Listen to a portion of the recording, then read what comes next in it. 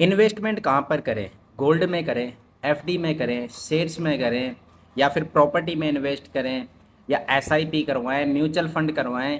किस चीज़ में आखिरकार इन्वेस्टमेंट हमें करना चाहिए? मैंने सारा इंडिया में काम किया है, एलआईसी ऑफ इंडिया में काम किया है, इसके अलावा मैंने शेयर मार्केट में भी अपने पैसे इन्वेस्ट करे हैं। मैंने 10 सालों तक मार्केटिंग की है, मैं जिसमें लोगों को इन्वेस्टमेंट के बारे में बताता था। 20,000 रुपये महीने के कमाते हो, या 5 लाख रुपये महीने के कमाते हो, या 50 लाख रुपये महीने के कमाते हो, इस वीडियो से आपका जो इन्वेस्टमेंट करने का नज़रिया है वो ज़रूर चेंज हो जाएगा और आपको एक्चुअल में पता चलेगा कि वास्तव में इन्वेस्टमेंट कहाँ करना चाहिए। अब देखो, एक सिचुएशन हो रहेगी हमारे साथ में कि हो सकता है आपके पास इन्वेस्टमेंट के लिए पैसा नहीं हो, तो भी मैं आपको बताऊंगा कि आप किस तरीके से पैसे बचा सकते हो। दूसरा ये है कि आपके पास इन्वेस्टमेंट के लिए कुछ पैसा है, 5 लाख, 10 लाख, 2 लाख, 1 लाख, जो भी है, उस सिचुएशन में आप किस तरीके से इन्वेस्टमेंट करें। और तीसरा ऑप्शन कि आपके पास बहुत ज़्यादा पैसा है, फिर आप किस तरीके से इन्वेस्टमेंट करें। तो सबसे पहले हम बात करते हैं कि आपके पास पैसा है ही नहीं इन्वेस्टमेंट करने के लिए, लेकिन आपके पास कहीं से इनकम तो आती होगी। अब एक एग्जांपल मान लेते हैं कि आपके पास 30,000 रुपये महीने के आते हैं। अब 30,000 में से आप महीने के 1,000 रुपये बचा सकते हो, 2,000 बचा सकते हो, 5,000 बचा सकते हो, या 500 रुपये बचा सकते हो। वो आपके ऊपर डिपेंड है आप कितने रुपए महीने के बचा सकते हो। अब जैसे मान लो हम एक एग्जाम्पल समझते हैं कि 30,000 रुपये जो पर्सन कमाता है वो 2,000 रुपये महीने के बचा सकता है। अब देखो, 2,000 रुपये हर महीने हमें बचाने, तो उसके लिए हमारे पास कौन कौन से ऑप्शन अवेलेबल है। एक तो हम बैंक में आरडी करा सकते हैं, रिकरिंग डिपॉजिट, जिसमें एक निश्चित टाइम तक हर महीने हमारे बैंक अकाउंट से एक निश्चित तारीख को पैसे कटते रहेंगे और उस अकाउंट में जमा होते रहेंगे और निर्धारित समय के बाद हमें वापस मिल जाएंगे। ऐसा ही हम पोस्ट ऑफिस के अंदर भी आरडी करवा सकते हैं। उसमें भी सिचुएशन यही रहेगी कि मान लो 2,000 रुपये महीने के जमा कराते हैं हम, और मान लो एक टाइम डिसाइड करते हैं हम 5 साल का, तो 5 साल बाद में वो पैसा हमें वापस मिल जाएगा। उस पर ब्याज भी मिलेगा, लेकिन वो बहुत ज़्यादा नहीं होगा, लेकिन मिलेगा। और तीसरा ऑप्शन है आप म्यूचुअल फंड में डाल सकते हो एसआईपी के माध्यम से। और चौथा ऑप्शन है कि आप डायरेक्ट शेयर्स में भी डाल सकते हो। अब 2,000 रुपये महीने के भी आप शेयर्स में डाल सकते हो। किस तरीके से?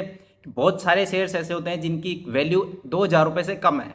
ये उस सिचुएशन की बात हो गई कि हमारे पास इन्वेस्टमेंट के लिए पैसा ही नहीं है। लेकिन अब मान लो आपके पास इन्वेस्टमेंट के लिए 5 लाख रुपए पड़े हैं और आपकी इनकम है मंथली 30,000 रुपये। उस सिचुएशन में जो है आपको पैसा कहाँ इन्वेस्टमेंट करना चाहिए? तो देखो, 5 लाख रुपए यदि आपके पास सेविंग के लिए है ना, तो सबसे पहला काम ये है कि आपको कम से भी कम आपकी 2 महीने की सैलरी, 3 महीने की सैलरी, इतना पैसा आपके पास एक तरीके से लिक्विड के रूप में होना चाहिए, यानी कि बैंक में होना चाहिए। बाई चांस आपके पास किसी महीने 2 महीने के लिए इनकम नहीं आई, तो फिर आप किसके पास मांगने जाओगे? तो इसका जो सबसे बढ़िया तरीका होता है वो होता है बैंक में एफडी करा दो। कि आपने मान लो 5 लाख रुपए हैं, उसमें से 50,000 रुपए की बैंक में एफडी करा दी। उस 50,000 रुपए की एफडी पे आपको ब्याज मिलता रहेगा 5 से 7%। लेकिन कभी फ्यूचर में आपको अर्जेंटली पैसे की जरूरत पड़ती है, तो आपके पास बैंक में पैसा पड़ा है, आप उसको हैंड टू हैंड निकाल के यूज कर सकते हो। दूसरी जो प्राथमिकता देनी है वो हमें देनी है गोल्ड परचेज में। गोल्ड खरीदने के पीछे की वजह बताता हूँ आपको। आज के टाइम में यदि आप 1 ग्राम गोल्ड खरीदते हो ना, तो लगभग 70 से 80 हज़ार रुपए के आसपास में आपको 1 ग्राम गोल्ड मिलेगा। और आज से 10 साल पहले, यानी कि 2014 में आप यदि 1 ग्राम गोल्ड खरीदते हैं तो आपको 25 से 30 हज़ार रुपए पे करने होते हैं। और हम उससे भी 10 साल पीछे चले, यानी कि 2004 में, तो उस वक्त आपको 4 से 5 हज़ार रुपए पे करने होते 1 ग्राम गोल्ड के लिए। और यदि हम 2004 से और पीछे जाएं तो 1994 के अंदर आपको 1 ग्राम गोल्ड लेने के लिए लगभग 400 से 500 रुपए पे करने होते थे। और यदि हम उससे भी 10 साल पीछे जाएं तो आपको 1 ग्राम गोल्ड खरीदने के लिए 160 से 180 रुपए देने होते। अब ये सारी बातें सुन के आपको लग रहा होगा फिर तो जितने भी पैसे बच रहे हैं सभी का गोल्ड खरीद लें, लेकिन ऐसा नहीं है। देखो, गोल्ड हमें पता है कितना खरीदना चाहिए, जितनी हमारी मंथली इनकम है उसका 10 टाइम गोल्ड खरीद लो, वो पर्याप्त है। हाँ, यदि आपकी रिक्वायरमेंट ज़्यादा की है, आपको ज़्यादा सोना चाहिए, किसी काम में आएगा आपके, तो आप ज़्यादा खरीद सकते हो। लेकिन एटलीस्ट आपके पास इतना गोल्ड होना चाहिए, आपकी मंथली इनकम जितना है उसका 10 टाइम ज़्यादा। देखो, इसका रीज़न बताता हूँ क्या है। अब एक तरीके से हमने अपने 2 महीने की सैलरी का लगभग जितना तो 50,000 रुपये, 60,000 रुपये की एफडी करा के फंड रख लिया। लेकिन मान लो सिचुएशन ऐसी आ गई कि जहाँ से आपकी इनकम आ रही है वो परमानेंटली बंद हो गई, आप बिल्कुल कंगाल हो गए, आपके रिश्तेदार आपका फ़ोन नहीं उठा रहे, आपके जितने जानकार लोग हैं वो पैसा नहीं दे रहे, या आप उनसे मांगना नहीं चाहते और आपके पास पैसे नहीं है, तो उस सिचुएशन में क्या होता है, गोल्ड पे गोल्ड लोन मिल जाता है। आप बेचना नहीं चाहते हो सोने को, तो आप उस पे जाके गोल्ड लोन ले लो, तो आपका उस टाइम पे काम निकल जाएगा। और बहुत ही ज़्यादा सिचुएशन ख़राब है जहाँ पे आपको बेचना पड़ सकता है, तो कम से कम आप उसको बेच सकते हो। गोल्ड परचेज करने का फ़ायदा यही रहता है कि गोल्ड की कीमत घटती नहीं है, बढ़ती चली जाती है। बैंक में इन्वेस्टमेंट का एक खतरा ये होता है कि जैसे अभी यस बैंक की बात चल रही थी कि यस बैंक हो सकता है डूब जाए। गवर्नमेंट ने डूबने नहीं दिया हालांकि, लेकिन ये सिचुएशन एक्चुअली में बैंकों के साथ हो सकती है कि बैंक कंगाल हो जाएं, बंद हो जाएं, भग जाएं। लेकिन गोल्ड के साथ ऐसा नहीं है। हाँ, घर में गोल्ड रखा हुआ है, चोरी हो सकता है, ये सिचुएशन गोल्ड के साथ भी है। उस चीज़ का ज़रूर ख्याल रखना है। इसीलिए मैं बता रहा था कि बहुत ज़्यादा गोल्ड भी हमें परचेज नहीं करना चाहिए। अब आ जाते हैं हम तीसरी सिचुएशन पे। हमारे पास इमरजेंसी फंड भी है, हमारे पास गोल्ड भी है। अब पैसा कहाँ इन्वेस्ट करें? तो देखो, उस सिचुएशन में एक तो प्रॉपर्टी और दूसरा शेयर्स, ये ज़्यादा बेस्ट हैं। अब अगर देखो बिल्कुल सिक्योर पैसे की बात करें तो ज़्यादा सिक्योर प्रॉपर्टी है। लेकिन यदि आप अपनी लर्निंग पर ध्यान देते हो, सीख के समझ के किसी की बातों में ना आके खुद के दिमाग से इन्वेस्टमेंट करते हो, शेयर्स परचेज करते हो, तो शेयर्स भी बेटर है। लेकिन शेयर्स खरीदने का मतलब ये नहीं है कि किसी ने बोल दिया कि मान लो मैंने बोल दिया कि आपको इस कंपनी के शेयर खरीद लो और आपने खरीद लिए। अगर आप इस तरीके से शेयर्स में पैसा लगाते हो तो हो सकता है आपकी जो वैल्यू है शेयर्स की इतनी ज़्यादा ना बढ़े। और यदि आप प्रॉपर्टी में भी इन्वेस्टमेंट करते हो तो ज़मीन के अंदर इन्वेस्ट करो, ना कि उसके ऊपर जो मकान बना हुआ है, घर बना हुआ है, उस पर इन्वेस्टमेंट मत करो। जैसे कि एक फ्लैट की कीमत जो होती है ज़मीन की तुलना में बहुत कम बढ़ती है, लेकिन कोई ज़मीन है खाली, उसकी कीमत बहुत ज़्यादा बढ़ती चली जाती है।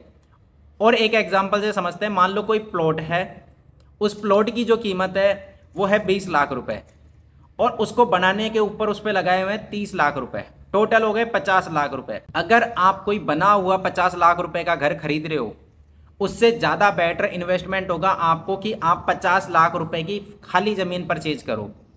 उससे क्या होगा कि जो आपका 50 लाख रुपए का घर है, हो सकता है 5 साल बाद में उसकी जो कीमत है बढ़ के 1 करोड़ ही हो। लेकिन यदि आपने 50 लाख रुपए की ज़मीन परचेज कर ली तो उस सिचुएशन में हो सकता है कि 5 साल के अंदर उसकी कीमत बढ़ के 2.5 करोड़ हो, 1.5 करोड़ हो, 10 करोड़ हो। उस ज़मीन की कीमत उस मकान की तुलना में बहुत ज़्यादा बढ़ेगी। और यदि आप फ्लैट के अंदर इन्वेस्टमेंट करने की सोच रहे हो ना, तो बिल्कुल मत करना, क्योंकि फ्लैटों की कीमत बहुत ही कम बढ़ती है। मतलब आपको एफडी के अंदर भी ज़्यादा रिटर्न मिल सकता है एक फ्लैट की तुलना में। फ्लैट या घर आप उसी सिचुएशन में खरीदो जब आपको खुद को रहना हो। लेकिन मेरी चॉइस उसमें भी ये रहेगी कि आप फ्लैट ना खरीद करके कोई ज़मीन खरीदें, उसके ऊपर घर बनाओ, वो ज़्यादा बेटर है एक फ्लैट की तुलना में, क्योंकि उसकी वैल्यू समय के साथ ज़्यादा बढ़ेगी। अब ये जो मैंने जितने भी पॉइंट बताए ना, इनके अलावा बहुत सारे इन्वेस्टमेंट के ऑप्शन थे जिनको मैंने नहीं रिकमेंड किया। जैसे कि LIC ऑफ इंडिया, मैंने LIC ऑफ इंडिया में काफ़ी टाइम तक काम किया है, लेकिन मैं आपको फिर भी रिकमेंड नहीं करूँगा। आपको इंश्योरेंस करवाना है तो आप LIC ऑफ इंडिया के पास जाइए, इंश्योरेंस करवाइए। लेकिन सेविंग और इन्वेस्टमेंट के हिसाब से मैं LIC ऑफ इंडिया आप लोगों को रिकमेंड नहीं करूंगा। मेरी रिकमेंडेशन आपको यही रहेगी कि आपके पास सेविंग करने के लिए, इन्वेस्टमेंट के लिए पैसा नहीं है, आप RD कराइए, SIP कराइए। और यदि आपके पास पैसा है सेविंग करने के लिए, इन्वेस्टमेंट के लिए, तो 1-2 महीने का पैसा आप कम से कम FD के रूप में रखो, और लगभग आपकी जितनी मंथली इनकम है उसका 10 गुना आपके पास गोल्ड होना चाहिए, ताकि आप इमरजेंसी सिचुएशन में बैंक से लोन ले सको, या आपको इमरजेंसी सिचुएशन में फंड की जरूरत पड़े तो आप वहाँ से गोल्ड से पैसा निकाल सकते हो। क्योंकि गोल्ड ऐसा है कि आपको 2 दिन में गोल्ड की वजह से पैसा मिल जाएगा। आपने कोई प्रॉपर्टी खरीदी तो आप उसको 2 दिन में बेच नहीं सकते हो, लेकिन गोल्ड को आप 2 दिनों के अंदर बेच के पैसा ले सकते हो। और तीसरा और चौथा नंबर आप अपने हिसाब से नंबर दे देना, शेयर्स और प्रॉपर्टी। मैं दोनों को इक्वल मानता हूं, जोखिम दोनों के अंदर ही। प्रॉपर्टी के अंदर भी ऐसा है कि आपने कोई लैंड परचेज की और फिर आप उस पर कंस्ट्रक्शन कर ही नहीं पा रहे, या उसको किसी को बेच ही नहीं पा रहे, पता चला ज़मीन जो है रोड में चली गई। ये जोखिम ज़मीन के अंदर भी होता है। और ऐसे ही हमने किसी गलत कंपनी का शेयर परचेज कर लिया, जो कंपनी डूब गई, तो ये सिचुएशन शेयर्स के अंदर भी है। जोखिम आप अपने हिसाब से देख के डिसीजन लीजिए। वीडियो आपको कैसा लगा कमेंट बॉक्स में कमेंट करके जरूर बताना। और यदि आपकी कोई शिकायत या सुझाव है जो आप मुझे देना चाहते हैं तो भी कमेंट बॉक्स में कमेंट करके जरूर बताना। फिर मिलते हैं किसी और वीडियो में, तब तक के लिए गुड बाय।